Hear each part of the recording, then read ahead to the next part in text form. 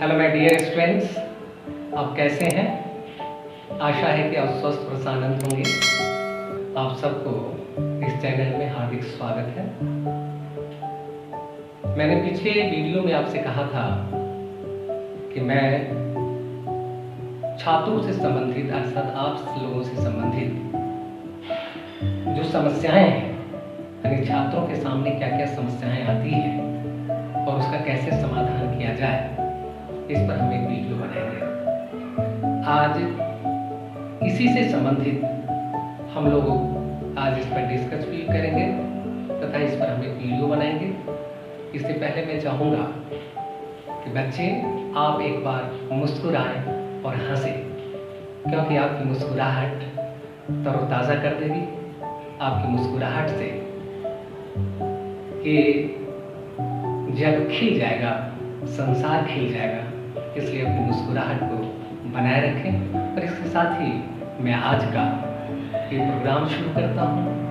आज मैं बताने जा रहा हूँ कि किस प्रकार से छात्रों उस समस्याओं से गुजरना पड़ता है और इसको समाधान के लिए कौन-कौन से रास्ते अपनाने हैं। ज़्यादातर आपने देखा होगा, विभिन्न क्षेत्रों से मैं देखा है, मैंने अनुभव करके पता लगाया है और अनुभव मुझे 25 वर्षों के अध्ययन से और स्टूडेंट लाइफ से मैंने कुछ अनुभव किया और मैंने पाया कि छात्रों के सामने 3 तरह की समस्याएं आती हैं।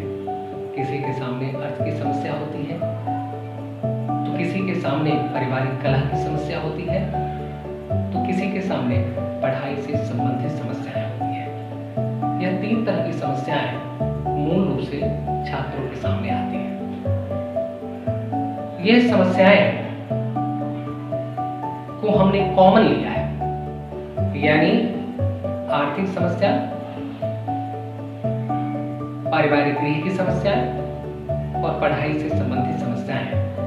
इन तीनों समस्याओं को मैं कॉमन रूप से इस वीडियो में डाला है और तीनों समस्याओं पर हम विचार करेंगे आज कि क्या छात्रों के समक्ष समस्याएं उत्पन्न होती है और क्यों कई बार काफ़ी परेशान हो जाता है और परेशान होने के बाद वो अपने आप को डिप्रेस सा समझता है और ये समझता है कि मैं कुछ भी नहीं हूँ। एक चीज़ मैं और बताऊँ कि मैं जो आपके सामने समस्याओं का समाधान रख रहा हूँ, इससे संबंधित हम आपसे और भी कुछ शेयर करना चाहेंगे कि अगर आपसे इस समस्या से संबंधित कुछ फिजिकली मेरे से कुछ डिस्कस करनी हो या आपको कहीं लग रहा है कि मुझे रास्ता नहीं मिल पा रहा है कि मुझे क्या करना है, कैसे आगे बढ़ना है और कैसे पढ़ाई करनी है, तो इससे संबंधित आप मेरे फ़ोन नंबर ऊपर दिया गया है, उस दिए गए फ़ोन नंबर पर आप मुझसे संपर्क कर सकते हैं और शायद हो सके कि हम आपकी समस्या को समाधान करने में सफल हो सकें और उससे आपको काफ़ी फायदा मिलेगा। आइए मैं उन तमाम समस्याओं को मैंने एक सूत्र के रूप में मैंने बोर्ड पर अंकित कर दिया है, जिसको मैं एक करके मैं बताऊंगा। क्योंकि वीडियो मुझे छोटा ही रखना है और छोटी वीडियो में सारी बातें आपके समझ रखनी है, तो मैं बहुत ही फास्ट रूप से चलने की कोशिश करूंगा और इसको सही ढंग से आप कोशिश करें कि अडॉप्ट करने का। जब आप अडॉप्ट करेंगे तो आप देखेंगे कि कैसे समस्या का समाधान होता है। आइए हम एक पॉइंट पर हम लोग डिस्कस करते हैं। देखिए बच्चों, आपके सामने मैंने कहा था कि छात्रों के सामने 3 मूल समस्याएं आती है। एक समस्या आती है जिसको हमने कहा कि आर्थिक समस्याएं हैं, दूसरी समस्या मैंने कहा कि पारिवारिक कलह की समस्याएं हैं और तीसरा मैंने कहा कि पढ़ाई से संबंधित समस्याएं। जहां तक आर्थिक समस्या की बात होती है, आर्थिक समस्या का अर्थ होता है पैसे की कमी। पैसे की कमी के कारण से बहुत सारे छात्र अपनी पढ़ाई को जारी नहीं कर पाता है। आज मैं इसी से संबंधित कुछ विचार मैं आपके समक्ष रखूंगा और मैं ये कहना चाहूंगा कि आर्थिक समस्या कोई बहुत बड़ी समस्या नहीं होती है, वो कैसे नहीं होती है। ख़ास तौर से मैं उन बच्चों से ज़्यादा मैं कहूँगा जो 6th क्लास से लेकर के 10th क्लास के बच्चों की बात मैं कर रहा हूँ। और यह वीडियो भी मैंने जो तैयार कर रहा हूँ, यह 6th स्टैंडर्ड से लेकर के ऊपर के लेवल तक के लिए मैं ये वीडियो तैयार किया है। और ख़ास तौर से किस तरीके से 6th से 10th स्टैंडर्ड तक की आर्थिक समस्या का निदान होता है, उसके बारे में मैं थोड़ी सी चर्चा करूँगा। देखिए, आप जानते होंगे कि दुनिया का ऐसा कोई भी पेरेंट्स नहीं है जो अपने बच्चों से प्यार नहीं करता है। और ख़ास तौर से अगर देखा जाए भारतवर्ष में कि हर माता पिता अपनी बच्चों की खुशी के लिए हर मुसीबत को सहने के लिए तैयार होता है। जब आप पढ़ने के लिए उत्सुक होंगे तो आपके माता पिता पूरी ताकत के साथ आपके लिए धन की व्यवस्था करते हैं और करेंगे। दूसरी बात कि आज अगर किसी कारण से माता पिता अगर धन की व्यवस्था नहीं भी कर पाते हैं तो 8वीं क्लास तक सरकार निःशुल्क सारी व्यवस्था कर रखी है। और निःशुल्क सारी व्यवस्था करने के बाद 9th क्लास के बाद जैसे शुरू करते हैं उस समय भी बहुत सारे ऐसे पारितोषिक तथा अन्य चीज़ों की व्यवस्था की गई है जिसके कारण से आपको आर्थिक समस्या उत्पन्न नहीं हो सकती है। तीसरी बात अगर हम बात करते हैं कि अगर आप पढ़ने वाले हैं तो आज भी हमारे समाज में, हमारे देश में बहुत ऐसे लोग हैं जो पढ़ने वाले छात्रों को सहयोग करते हैं। यानी कहने का मतलब ये हुआ कि जो पक्का इरादा रखने वाले व्यक्ति हैं उसे धन की कभी कमी नहीं होती है, धन के रास्ते स्वतः खुल जाते हैं। इसलिए ये समस्या तो आपकी स्वतः दूर हो जाएगी। आप अगर पक्का इरादा करके चलते हैं तो धन संबंधी और आर्थिक समस्या नहीं हो सकती है। दूसरी समस्या की बात करते हैं हम, पारिवारिक कलह की समस्या। यह बिल्कुल सत्य है कि बहुत सारे छात्रों के बीच पारिवारिक कलह की समस्या से गुजरना पड़ता है। किसी की माता पिता के बीच में लड़ाइयाँ होती रहती हैं, कई बार वाइफ हस्बैंड के बीच में लड़ाइयाँ होती रहती हैं, कई बार बच्चे माता की बातें, माता पिता की बातें एक दूसरे में क्लेश का होता रहता है, जिसके कारण से भी वह जो अपनी समस्या को उस समस्या से गुजरता चला जाता है और जो एक उसे निदान की आवश्यकता है, जो पढ़ने की आवश्यकता उसमें असफल हो जाता है। तो यह भी देखा जाए अगर पढ़ने की इरादा कर रखते हैं तो ये भी समस्या कोई बड़ी नहीं है, क्योंकि आप जानते हैं कि जो व्यक्ति संघर्ष करता है, जो लड़ाई करता है, वह व्यक्ति, जैसे परिवार में 2 व्यक्ति हैं, माता और पिता, दोनों की सोच अलग अलग है, दोनों का संस्कार अलग अलग है, तो दोनों की सोच और संस्कार को आप एक नहीं मिला सकते हैं। आप चाहेंगे कि मैं उन्हें सुधार दूं तो आपके सुधरने से उन्हें सुधरेगा। इसलिए जब आपके सुधरने से उन्हें सुधर सकता है क्योंकि उनकी सोच अलग अलग है, विचार अलग अलग है और वो अपना विचार एक स्वभाव में बना लिया है। ऐसी स्थिति में उन्हें आप सुधारने की बजाय खुद अपनी सोच को बदल लो, यानी खुद अपने आप को सुधारने की कोशिश करो। उनको सुधारने की जगह, उनको समझाने की जगह आप खुद अपने आप को सुधारने की कोशिश करो। आप केवल इतना कर सकते हैं, ईश्वर से प्रार्थना कर सकते हैं, हे परमात्मा हमें परिवार में शांति दे ताकि मैं अपने जीवन की सफलता को प्राप्त करने में सफल हो सकूं। इतनी प्रार्थना कीजिए, यही पॉजिटिव रेज आपके माता पिता के पास जाएगा और शायद ये आपको सफलता करने में सहयोग करे। ये आपकी पारिवारिक कलह की समस्या इस तरह से निदान हो सकता है।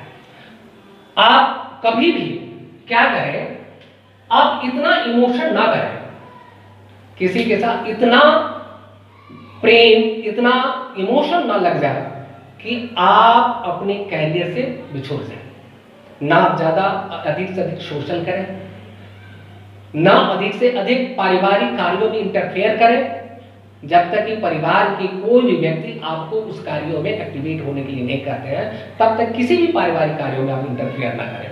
आपका काम जो है केवल वही करें, आप अपने कामों में केवल बने रहें। आपको केवल काम है पढ़ना तो पढ़ना, केवल उसी में आपको ध्यान रखना है, न कि आप अन्य कार्यों में आपको इंटरफेयर करना है। जब अन्य कार्यों में आप इंटरफेयर करेंगे तो आपको पढ़ने से दिलचस्पी खत्म हो जाएगी और आप आगे बढ़ने में असफल हो जाएंगे। इसलिए ना ज़्यादा किसी से इमोशन बना के रखना है, ना ज़्यादा पारिवारिक कार्यों में इंटरफेयर ज़्यादा करना है, ना ज़्यादा शोषण कर, बल्कि आप अपने कैरियर के प्रति वफादार रहिए।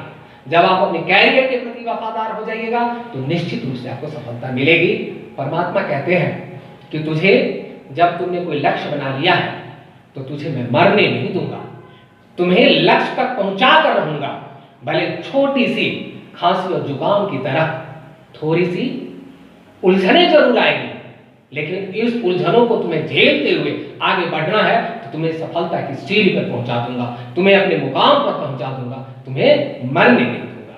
जो इस विश्वास के साथ आगे बढ़ता है वह जिंदगी में हर तरह से सफल हो जाता है। उसके सामने ना आर्थिक समस्या आती है, ना पारिवारिक कलह की समस्या आती है। तीसरी समस्या हम रखते हैं पढ़ने संबंधी समस्या। हर बच्चों के सामने या 5 तरह की समस्या हमेशा आती रहती है। पहली बात, मुझे पढ़ने में मन नहीं लगता क्योंकि मुझे कुछ समझ नहीं आता। कई बार बच्चे कहते हैं हम जो कुछ भी पढ़ते हैं भूल जाते हैं, याद नहीं रहता है। तीसरी तरह की समस्या आती है कि पढ़ने के समय मन भटकने लगता है। चौथी तरह की बात रहती है कौन सा सब्जेक्ट पहले पढ़े, कौन सा बाद में, बड़ा कंफ्यूज रहता हूं उसे क्या करें। फिर इसी तरह से 5वीं समस्या, मुझे नींद बहुत आती है। इस तरह की ये 5 समस्याएं पढ़ने से संबंधित समस्या है जो बच्चों के सामने रहता है। आइए उस समस्या का निदान हम कैसे करते हैं उस पर हम बात करें। आइए सबसे पहले हम क्या करें, जो ये 5 जो समस्याएं हैं, इन 5 समस्याओं का निदान बहुत आसानी से हो सकता है। वो कैसे आप 5 समस्या का निदान करेंगे? सबसे पहले मैं आप लोगों से ये कहूंगा बच्चों, खास तौर से 6ठी से लेकर के 10वीं क्लास के बच्चों के लिए, कि आप जब भी पढ़ाई करें तो पढ़ाई करने से पहले आप मन में विश्वास बना लीजिए, मन में ये बात कर लीजिए, रख लीजिए कि मैं जो भी पढ़ता हूं मुझे याद हो रहा है। ये बात मन में ठान लीजिए, ये बात में रख लीजिए, ये अंदर विश्वास अंदर तक रख लीजिए कि मैं जो भी पढ़ रहा हूं मुझे याद हो रहा है। इसके बाद आप पढ़ना शुरू कीजिए। जब इसके बाद पढ़ना शुरू करेंगे तब आपका जो ब्रेन है वह उसी तरह से कार्य करना शुरू कर देगा। दूसरी बात, आपको रीडिंग स्किल डेवलपमेंट करना है। अब रीडिंग स्किल डेवलपमेंट करने के लिए आपको क्या करना है? रीडिंग स्किल डेवलपमेंट करने के लिए आपको करना है कि जो भी टॉपिक आप पढ़ते हैं उस टॉपिक को जब एक बार शुरू कर दिए तो आप अंत तक लगातार पढ़ते चले जाएं जब तक कि वो टॉपिक खत्म ना हो जाए। दूसरी बात यह है कि जब भी आप पढ़ें तो आप क्या करें, पेन हाथ में रख करके या पेंसिल हाथ में रख करके पढ़ें और जो भी पढ़ते हैं उसको अंडरलाइन करते चले जाएं।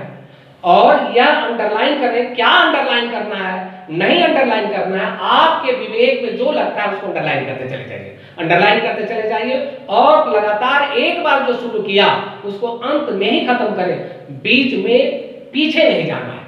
पीछे जाने से आपकी जो मेमोरी पावर है वो बैक चला जाएगा तो याद की जो शक्ति है वो खत्म हो जाएगा। तो इसलिए स्किल डेवलपमेंट में आप स्टैंडर्ड स्पीड में पढ़ें। जब स्टैंडर्ड स्पीड में पढ़ेंगे तो आपको धीरे धीरे जो है ना आपको मेमोरी शक्ति बढ़ना शुरू हो जाएगा।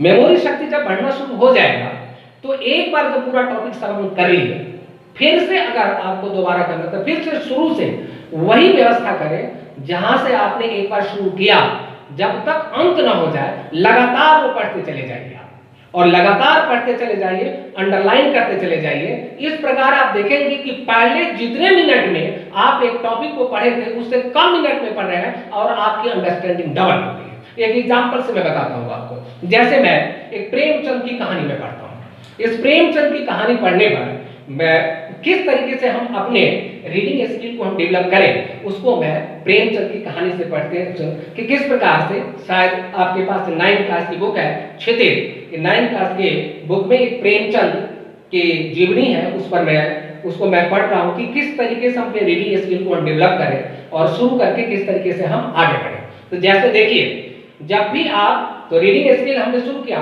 पहला से हम शुरू करेंगे और लास्ट जब तक खत्म न हो जाए तब तक उसको हम पढ़ना बंद नहीं करेंगे, बीच में पीछे नहीं। कितना भी डिफिकल्ट वर्ड क्यों ना आ जाए, रुकना नहीं है, आपको आगे बढ़ते चले जाना है।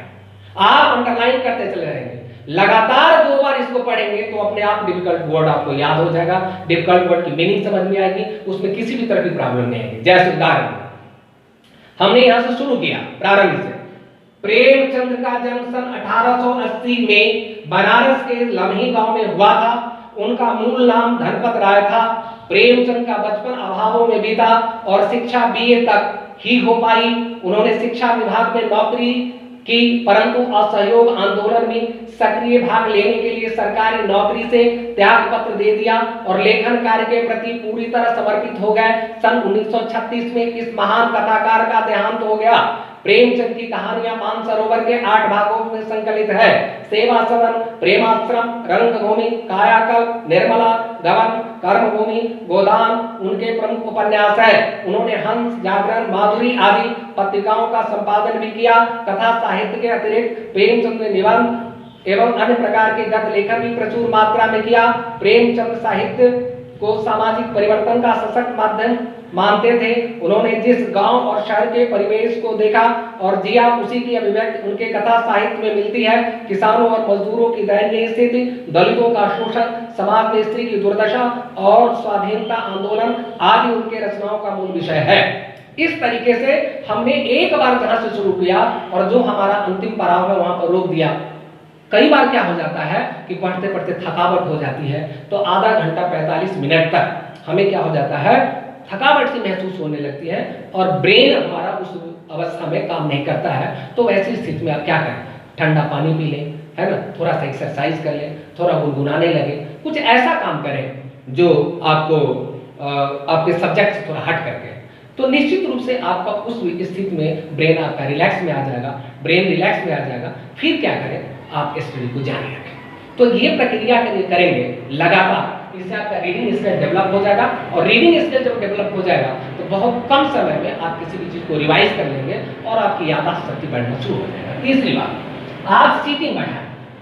सीटिंग बढ़ाएं, सीटिंग बढ़ाने का मतलब यह है कि जैसे 24 घंटा में से अगर 14 घंटा भी बाहर लगा देते हैं और 10 घंटा भी रेगुलर आप स्टडी करते हैं तो निश्चित रूप से सफलता की सीढ़ी को आप प्राप्त कर लेंगे।